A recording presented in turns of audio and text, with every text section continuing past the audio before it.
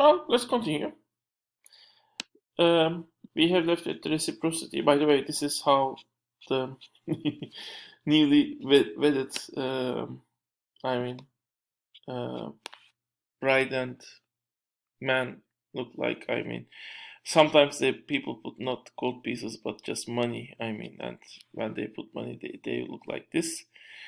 Anyway, well, uh, reciprocity makes sure that people in the community at the moment they need most help, they will be helped. Uh, and there's third type of work, which is called common work, which is actually certain things that are benefiting everyone in the society. Like, for example, bringing water to a village is done by everyone in that village. This is basically specific. It is a specific name. That type of common work as a specific name in Turkish, which is called imece. Although in today's world, usually, I mean, even villages are aiming to there are certain common work that needs to be done for the village. Usually, not anymore. The villagers are the ones that are doing the work, but they are paying money in many cases to hire professionals to do certain work, especially, for example, bringing water is done by professionals. Or, for example, solving electricity problem that could not be certainly done by the villagers, for example. You need professionals, hire professionals. Anyway, and all the way to the 19th century, villages were dominant in the world. Most people were living in the villages. So these types of economic activities were dominant. I mean, they were dominant activities in the villages. Villagers, whenever they have some, especially main product they are producing in mass is the food, and whenever they have excess food, they go to the towns, usually towns. If they are lucky enough to have a city around, they might also go to city, and they sell their excess products and buy certain items from the town. Uh, so they participate in exchange activity, but not in the village, but in the village itself, but the town. And but they only do it to the extent that they have surplus product. I mean, if they don't have surplus product, then either or little surplus product, then the exchange activity they engage with is relatively little. So exchange activity is kind of a secondary activity in addition to those three main activities in that case for the villages. Well, small number of towns, basically. Uh, well, there can be certain exceptions and certain additional factors in some cases, even in the villages. I will mention it in a minute. But besides the villages, in the small number of towns, basically, well, you have certain people who are experienced in producing certain specific products, like carpenters producing wood products, the bakers produce even in many cases bread. The potters produce the pot. I mean the things like glasses or pottery. The weavers produce the clothes. So, and each of them, each of those crafts, basically, they produce what they are experienced with. To some extent, they are self-sufficient. To some extent, for example, even if they are not weaver, they still weave what they have the clothes they use it to some extent. At least repair the clothes they have in the house, basically. However, increasingly, at least, maybe not at the very beginning, when you go to the Sumerian times, for example, maybe weaving was done inside of the house, but when you progress in the history, increasingly, at least in the towns, the craftspeople they they put their the most of their energy in producing what they are specialized in, and they buy other products. At least, at the very least, they buy food from the villagers. Uh, well, the problem is the villagers that come to the town are relatively more limited in relatively more limited numbers, and if the harvest is bad, they might even have very little food to sell and very little amount of luxury products produced by the craftsmen in the village to buy. Well, if that's the because that's the case, the demand from those craftspeople were extremely limited and continuously fluctuating up and down. So basically, for all of these crafts, usually there existed guilds.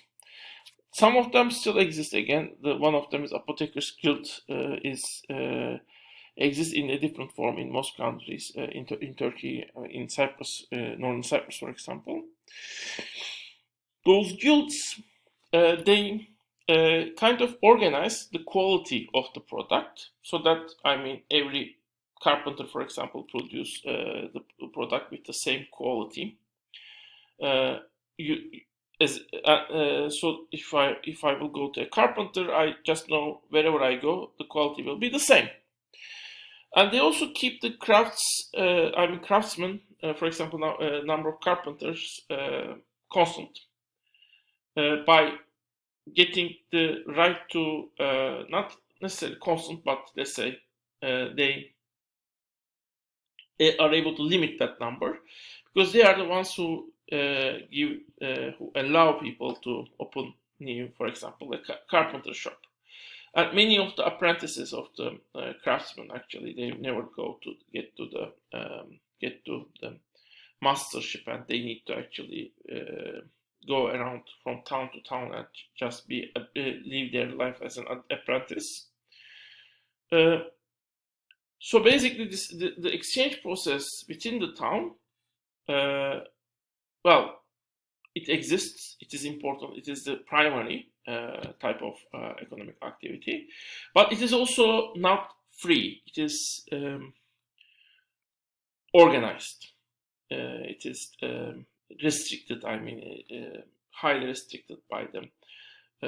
Basically, producers themselves, organizations of the producers themselves. And then you have long distance trade.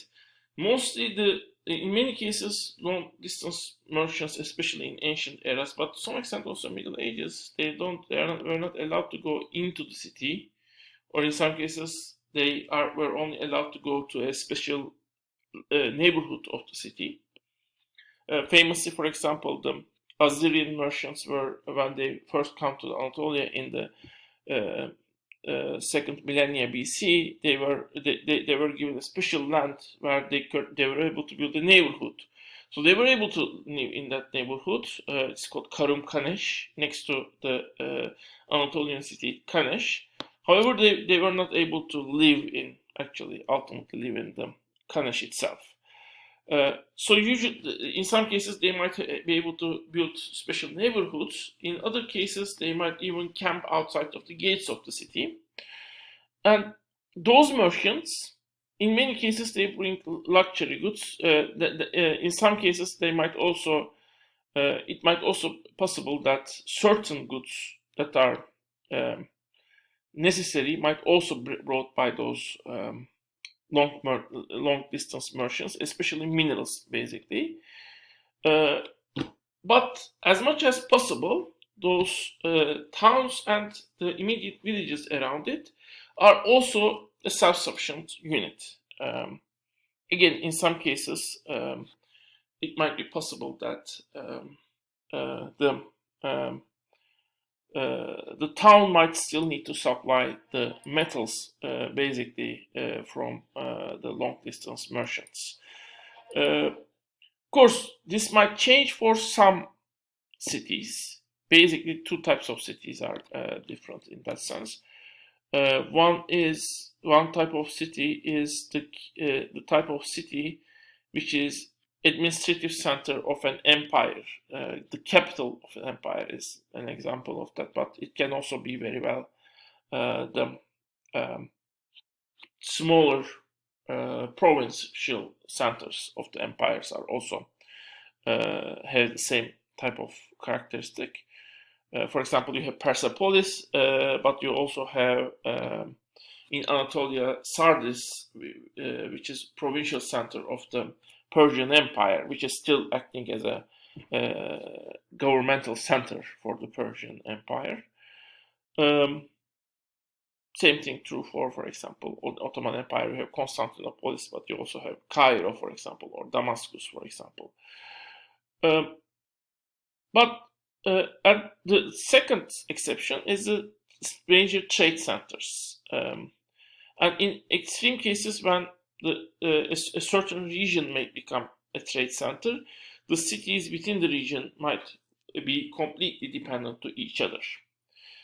And that's a special case, but it happens in different regions, in different areas of the world. So,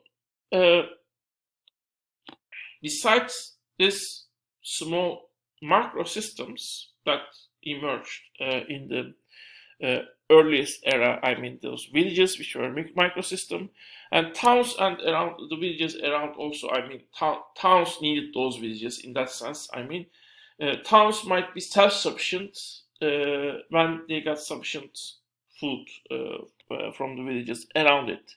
It might also be possible. So the villages and these type of smaller towns form microsystems. They are more or less self-sufficient economically, and even if they got things outside of the world from the other parts of the world, they are relatively minimal and they are not that crucial for those for the overall economic system of the town. I mean, more or less, economy of that those towns or and especially villages are independent. More or less, again, maybe not in perfect sense once they need to get metals from the outside sources. But in this world with many microsystems, there were also certain larger economic units, larger in the sense that they spread to a large geography, although they don't penetrate in that geography necessarily. I mean, in a large geography, there can be 10 or 20 or maybe let's say 100 or 100 or even 1,000 cities or towns that are part of this system. But this large geography still has many smaller towns and especially villages that might still remain self-sufficient.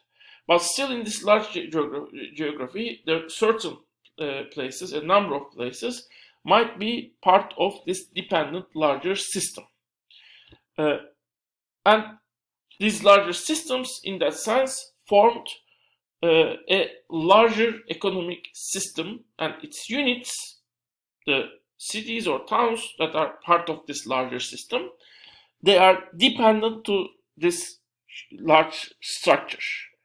So now, I mean, when this type of a larger economic system is formed, each member of this larger system is dependent to the other members of that economic system.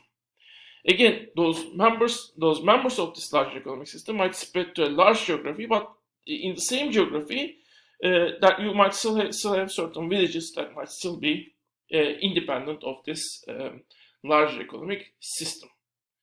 So there were two types of, and this definition is made by the World System School, by the way. One of the prominent economists there, for example, is Wallerstein. You can read there this definition. Two prominent type of larger economic systems were in this history world empires and world economies. We will talk more on them in the next part.